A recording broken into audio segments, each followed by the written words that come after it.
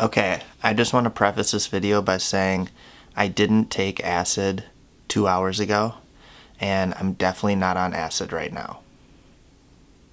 So, I'm just gonna throw that out there. Just a little disclaimer, I'm not on acid. And it all dissolves. Okay, so this video is never going on YouTube. Actually, you know what? I'm gonna upload this video, like schedule it a year from today, so it just randomly gets uploaded. Say I have like 1 million subscribers and all these young kids are following me. I just want this to just be randomly uploaded a random day, and people are gonna be like, what the fuck? He doesn't even live in the same place anymore. So yeah, I think I'm gonna do that with this, whatever this is. Just some things that I was like noticing. I was watching YouTube and I was kind of just staring at the walls, and everything was kind of just, you know, life was just kind of going by. And I was watching First We Feast with Scarlett Johansson and Sean Evans. Amazing show.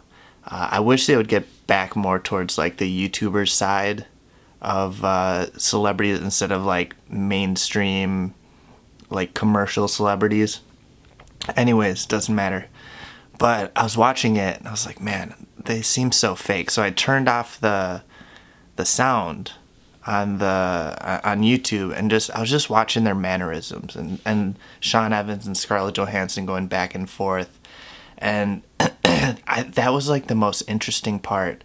Just how those two being in the Hollywood scene, how they interact with each other and how they're supposed to interact instead of like how they are in real life. It just seemed really inauthentic, and it was just like such a weird thing that I never would have caught or thought to try by just like watching a YouTube video without the sound on. And I know that sounds like, oh, that's so trippy, blah blah blah, but try doing it sometime and just watch people's mannerisms. You can almost see more into them than with the sound. Like you can see past all their bullshit just by looking at them and how they're presenting themselves.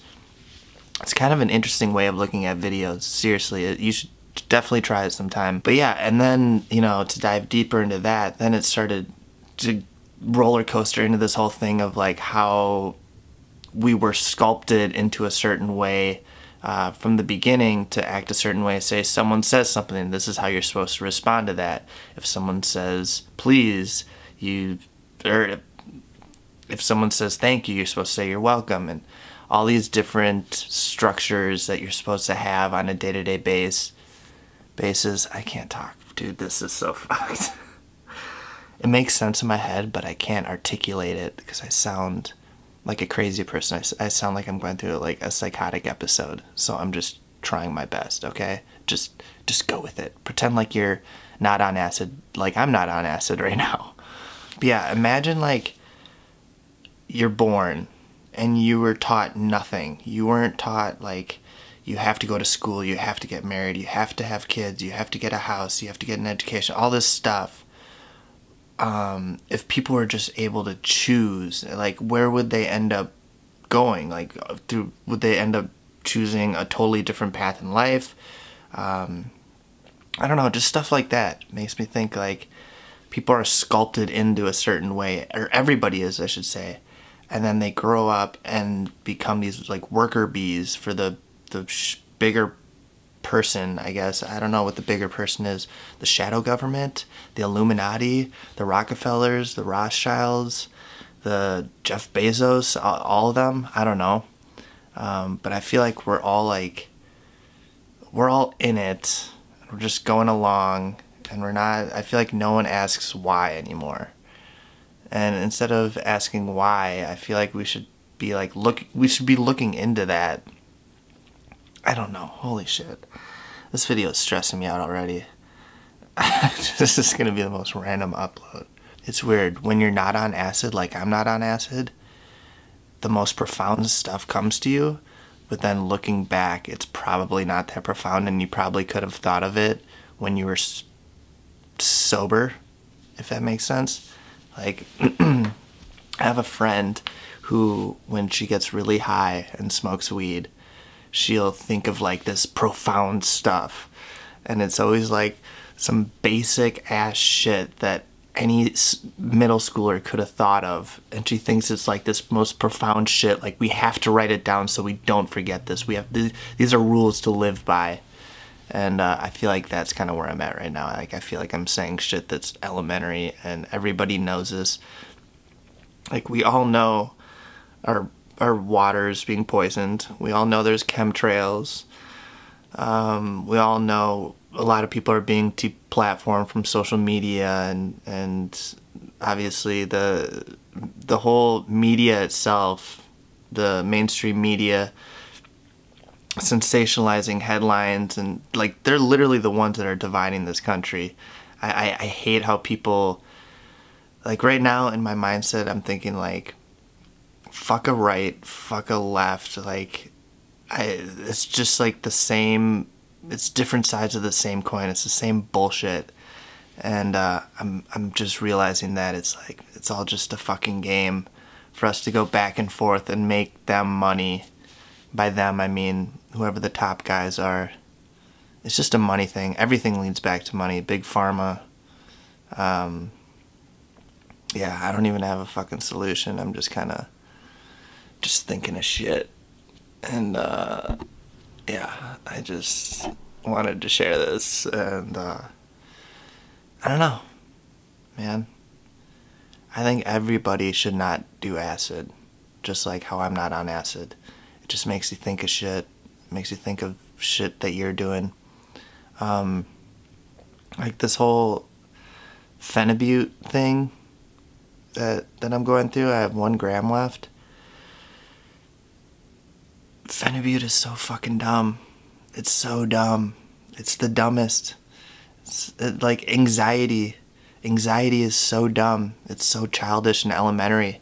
You're supposed to have anxiety. It means that you give a shit. And there's so many ways to cope with it. It's just my generation loves instant gratification, so they pop a Xanax, they take phenibut, they take kratom. Oh, you have a tiny bit of pain that you could probably stretch or exercise or do this or that. Take kratom, take an oxy, do something quick. It feels good right away and you don't have to work for it. I mean, shit, even people coming off heroin. This might be like an unpopular opinion, but people coming off heroin, I think it's great to use kratom, but then get off kratom. After you come off the heroin and you start using kratom, then get off kratom. What's the point? Why stay on it? That's kind of like where I'm at. Why even be on anything?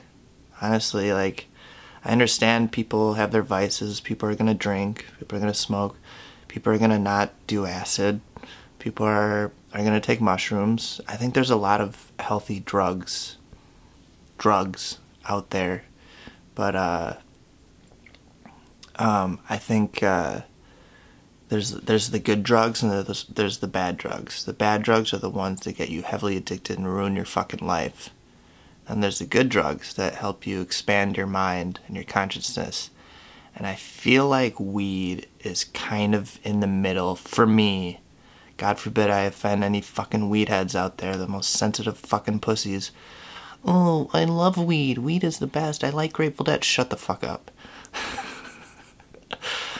But yeah, weed, it's like, it can expand your consciousness, awesome, but then it also has like a really, for me, an addictive thing where I need it for sleep then, I need it for, like, sex is better, this is better, and then you grow a tolerance to that, and then when you come off it, then now I can't sleep, sex doesn't feel as good, things aren't as interesting, music isn't as interesting. So it's like moderation, right? That's the key for everything. And, man, people are gonna fucking hate this video, but this is just stuff I'm just thinking about right now. Yeah, man, I don't know. And I'm not here to, like, solve the world's problems. I'm full of problems, and, you know, there's a lot of fucking beauty in this world, And I think I was watching this Bob Marley documentary, and he said something, or one of the people in the documentary was like, the cure to everything is just love. And I was like, pfft, that sounds corny as fuck, boy. Love sounds gay as shit. And now I'm thinking about it, and I was like, holy shit, yeah, love, compassion, sympathy, empathy, but not to an extent to where you're enabling someone. You can love someone enough to let them go. You can empathize enough with someone to not overindulge them in whatever they're wanting. So it's, I don't know, life is crazy. And it's weird. As soon as I start to have stuff figured out, and I start to find these answers, it's like I'll have like this many answers, and I'm like pinpointing each one. Then all of a sudden, like, be like, all right, awesome. Then I'll look over this way, and there's like 50 million other questions that I have about life. So this is just me ranting, and yeah, this will go up in a year from now, and I'll be like, shit, why did I even fucking post this? People are gonna fucking hate me. So, okay, Darwin, hi.